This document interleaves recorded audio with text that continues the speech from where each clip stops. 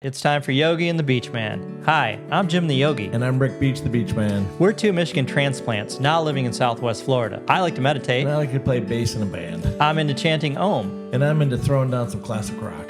But together, we're on a mission to promote people that are helping other people.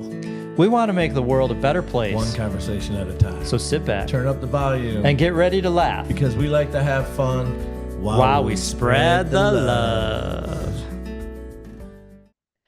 Welcome back to Yogi and the BeachMan, where we explore topics to make your life better.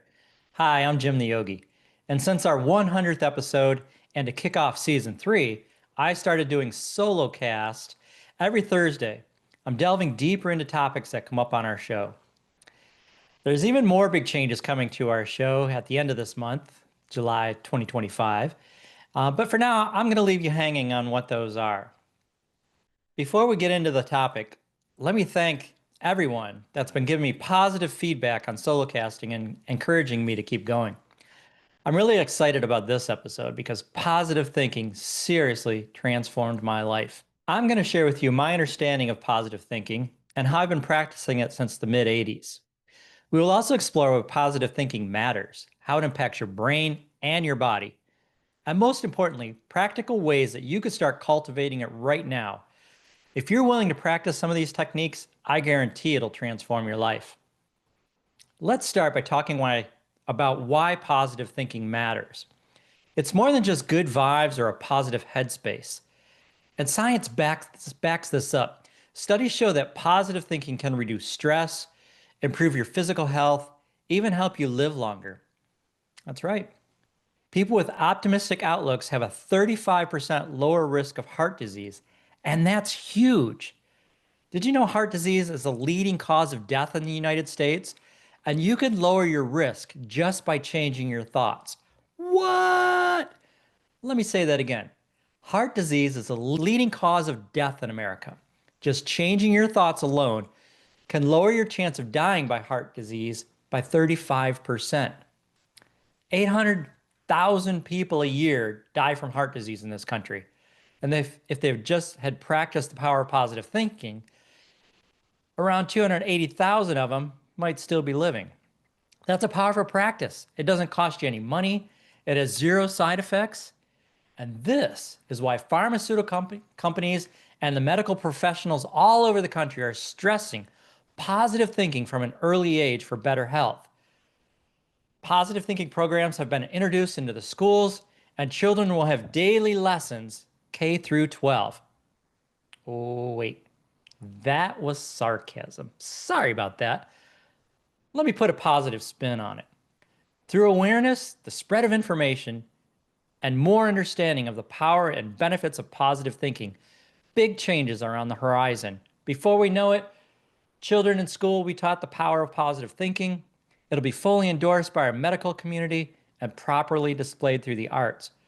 Big government will even be on board when they learn about the billions of tax dollars they'll be able to spend in other areas. Great changes, right? Heck yeah, power positive thinking, baby. I want to make it clear that I don't blame doctors for what they've been trained to do. The real culprit to the lack of natural health practices in this country are from fellas like J.D. Rockefeller. But, that's a long story. Let's just say he and his friends missed the mark if they were trying to live by the teaching of any spiritual leader. But all that doesn't fit into this episode. So I encourage you to look it up on your own. Okay, back to positive thinking. On top of improving your heart health, positive thinking rewires your brain. When you focus on the good, you strengthen neural pathways associated with hope and resilience. I've heard some people say they've tried positive thinking and that it doesn't work for them. It's foo-foo magic stuff, right? But what I'm guessing is they don't understand how to use it correctly. Positive thinking works, but you have to know how to use it correctly. And it's work. It's not just something you flip a switch and it happens. It's work. And it's not just about focusing on good. It's literally about reprogramming your brain. Now let me explain. When I first learned about positive thinking, it was explained to me like this. Our brains run on programming from our subconscious. So if our subconscious is programmed in a certain way, that's the outcome you're going to get. I'll get a little deeper into this soon. First, I want to give you a little backstory on my life and how positive thinking changed it. So I graduated from high school in 1982 in the Detroit area. There weren't really any good jobs. My family didn't have any money to send me to college.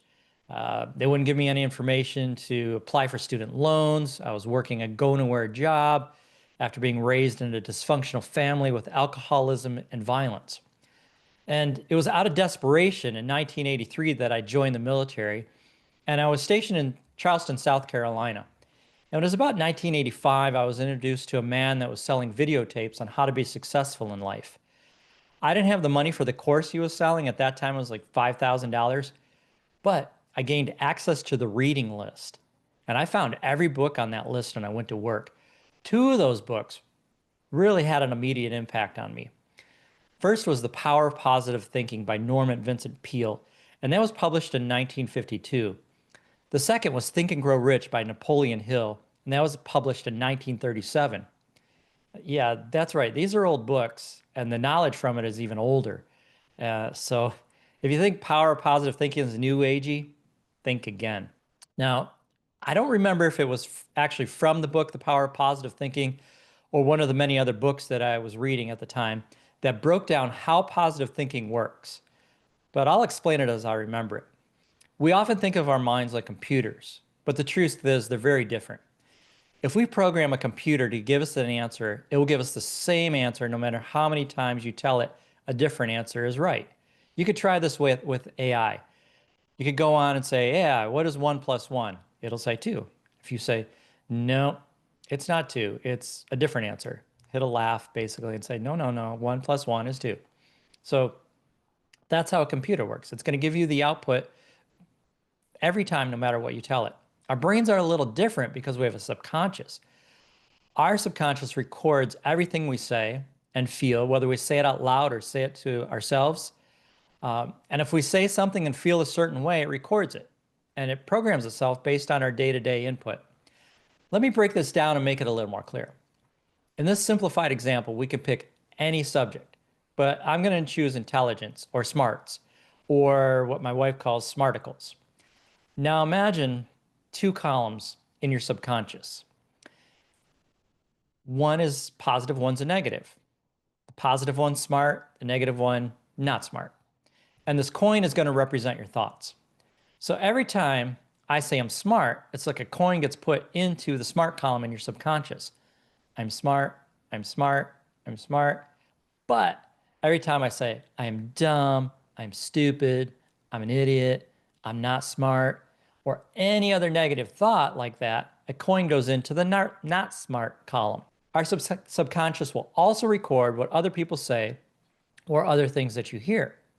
So if you tell yourself or you hear that you're stupid, whether casually or seriously, your subconscious is programmed to represent that as the highest possibility. It looks at the sum of these two columns and it bases decisions on it. In other words, your subconscious believes what you have programmed into it and will work with that as a frame of reference. It will even look for things to reinforce this belief. If you're smart, you won't believe in yourself, even if you tell yourself that you're smart occasionally. Your mind references these two columns and it'll hold that premise. So if the negative column is higher, I'm not smart, then the mind's going to make references based on that. For example, I'm sure you could think of someone in your life that's really smart, but they don't believe in themselves. What you say to yourself and how you feel about yourself is really important. Have you ever said, for example, like, I'm getting sick, and then you get sick, or I'm trying to lose weight, but you keep saying, I'm fat, or I can't lose weight, or you say, I don't have enough money for that, et cetera, all these negative thoughts. We're programming and reprogramming our subconscious all day long, putting things into these different columns. And guess what? Your subconscious is manifesting as it's programmed. So again, your subconscious believes what you have programmed it to believe and will work with that as a frame of reference. So here's what I started doing with that information I learned. Every time I noticed myself having a negative thought, I started thinking the opposite thought to myself. To go with our example, oh, I'm stupid. No, then I would say, I'm smart. I'm smart. I'm smart. And I wouldn't stop with just one or two times. I would repeat it and fill that positive column up. Sometimes I'd repeat it for a while. Sometimes it would even become my mantra for today. This practice of mindfulness, as you will, is also part of the Course in Miracles, if you've ever heard of that. The Course is a game changer, by the way. And if you're a serious truth seeker, I really recommend it. Fair warning, though, uh, the book is written in a Christian vernacular, and it can be tough for non-Christians to read it, I'm just saying. Now, let's get back to the lesson. We're going to talk about reframing. So our brains love to catastrophize. Catastrophize? Yeah, I think that's a word. It's wired to focus on threats as a survival instinct, but that doesn't always serve us well. For example, let's say you back out of your driveway and accidentally crash into your neighbor's car. Your brain might scream, I'm a failure, I'm an idiot, I suck. And you literally beat yourself up mentally and emotionally. Now, I'm using this example because it actually happened to me. And I spent the rest of the day working on reframing because my mind wanted to beat myself up, but I wasn't going to let it. I kept reframing. I kept saying things like, is that really true? You know, is there another way to look at this? Yeah, I made a mistake, but it's a chance to learn and improve. So I can reframe like the thought I had, I'm a failure. And I reframe that by saying, I drive 99% of the time, maybe 99.9% of the time, accident free. I'm a good driver. I'm a good driver. I'm a good driver. Reframing a phrase like I'm an idiot, I was just in a hurry and made a mistake. I'm smart and capable, and I will do better from now on. Reframing I suck. Actually, I'm a good person. I confessed to the accident and I apologized. I'm working to do better. So try it yourself. Think of one negative thought that you've had today, then reframe it to create a more balanced version. For example, instead of saying, I'm terrible at this, try, I'm still learning and it's okay. So this isn't about lying to yourself, it's about seeing the full picture. Psychologists call this cognitive restructuring, and it's a cornerstone of cognitive behavioral therapy. It takes practice, but believe me, it's a game changer. Now, if your idea of positive thinking was, well, at least I didn't run a kid over when I backed out of the drive, even though it's true and it's positive and it's a good thought, it's not the kind of positive thinking that's going to rewire your brain. It's not enough just to put a positive spin on an event. To really harness the power of positive thinking, you have to weed out your negative thoughts. You have to replace those negative thoughts with thought plants, I guess, thought plants that'll choke out the negative thoughts and don't allow them to grow. You have to be the master gardener of your mind. Now, last week I did a whole episode on gratitude. Gratitude is a practice that lends itself to positive thinking. If you're in a negative space, focusing on things in your life that you're grateful for will change your perspective. Take a moment now and think of a few things that you really appreciate about your life right now. Maybe it's your health, your intelligence, or your ability to learn new things. You can do this in proportion to the negative space you're in. You might only need to practice gratitude briefly, a few good thankful thoughts, or maybe you need to take a deep dive into it and really spend some time focusing on the things that you're grateful for and why you're grateful for them. Another thing about being positive is that your environment matters. If you're constantly around negative people or doom scrolling on social media or listening to negative news or podcasts, it's hard to stay positive. You got to curate your inputs. Turn off the negative medias or cut them way down. Follow inspiring accounts, listen to uplifting music, or read a book that motivates you.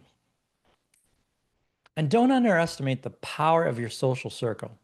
Jim Rohn, who was an author and motivational speaker, said, you're the average of the 5 people you spend the most time with. So choose wisely. Seek out friendships that'll lift you up, who challenge you to grow, and who remind you of your potential. We're also going to talk about affirmations. Affirmations get a bad rap sometimes. but they work if they're done right. The key is to making them specific and believable. Instead of saying, I am perfect, try something like, I'm capable of handling whatever comes my way. Say it out loud, write it down, put it on sticky notes around your home. Years ago, I started listening to positive affirmation tapes while I slept. It was a way of working on reprogramming my subconscious for things like fear of failure or fear of success, all kinds of different tapes that I would listen to. Yeah, I'm old, so they're actually like little tapes that I would play on a little cassette player with headphones. I do feel over time that those affirmations sank in. They're like little pep talks that you give yourself. Pick 1 or 2 affirmations and repeat them daily for a month. I got to admit something. I just said I'm old, and in my mind started going, you're not old, you're young, you're young, you're young. So that's how the power of positive thinking applies to me, how I use it. I'm going to say things that, aren't the highest truth or aren't perfectly positive. But when I catch myself, I change those thoughts. I refocus and I say positive thoughts over and over to correct that one little negative one I say. So again, start your affirmations with I am statements. Say, I am healthy. That's been a big one in my life. I am prosperous. Whatever shift you want in your life, say those things, believe in them. Just even if you don't believe them, keep saying them over and over and over and over. Eventually, you'll reprogram your subconscious and those beliefs will take over in your mind.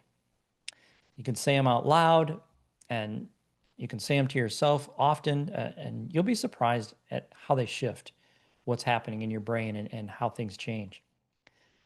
Finally, action steps. They're really important. So let's take an example. You want to lose weight. You'll want to use an affirmation like, I am thin. The pounds are shedding off. I am losing weight. Maybe you're going to repeat a negative thought or change a negative thought anytime you have it, that I'm overweight. No, I am losing weight. I'm moving towards my goal weight. Keep repeating those type of things. And then the action step. So get a little exercise regularly. Cut down on unhealthy eating habits. And when you start to lose weight, reward yourself. Not with food, obviously, if you're trying to lose weight. So action steps create momentum, and momentum fuels positivity. It's like a feedback loop. So pick one small goal today. Maybe it's sending that email you've been avoiding, and just do it. Do the action steps. And if you're fretting over that email, figure out why. What are the negative things that you're thinking? Change those thoughts, and then send that email. You're going to feel empowered, and that's the spark of positive thinking. So remember, when you hear your negative thoughts, I can't lose weight, I'm fat, losing weight is hard, etc., change them and repeat them frequently to outnumber the negative thoughts. Again, build that column, build that column, build that column, so your subconscious takes over with the positive thoughts you want. I can lose weight. I am thin. Losing weight is getting easier and easier. The pounds are shedding off. All right. Before we wrap up today's episode, I want to say positive thinking, it's not magic. It's a tool, and it's a tool that works. But unfortunately, it's a tool that you have to use. You can't just buy it and put it on the shelf. You got to practice it. And just so you know, it's a tool that gets easier as you practice. Just like when I said I'm old, it just happened naturally. I automatically went into reprogramming that thought. I'm young, I'm getting younger, I'm not aging, I'm reversing my aging process, things like that. It's about, choosing to see the light even when it's dim. It's taking the steps to reprogram your mind to make you a better version of you. So don't wait. Start right now. You've got this. I believe in you. And I challenge you this week to pick one of those strategies that I talked about. Maybe changing your negative thoughts, using gratitude, or reframing your negativities, and try it for 7 days. And please let me know in the comments what you think about this episode. I'd really appreciate it. Thanks for listening. Have a great one. Peace. So if you just listen to this podcast and you appreciate the content and the work that we're doing, we would love your support. Look in the comment section of this episode. Subscribe, rate us, comment. This gets our podcast in front of other listeners. And if you noticed, we don't have advertisers. For the cost of a cup of coffee, you can help keep it this way. Become a supporter right now. We'd appreciate it. I'm Jim the Yogi. I'm Rick the BeachMan. Peace.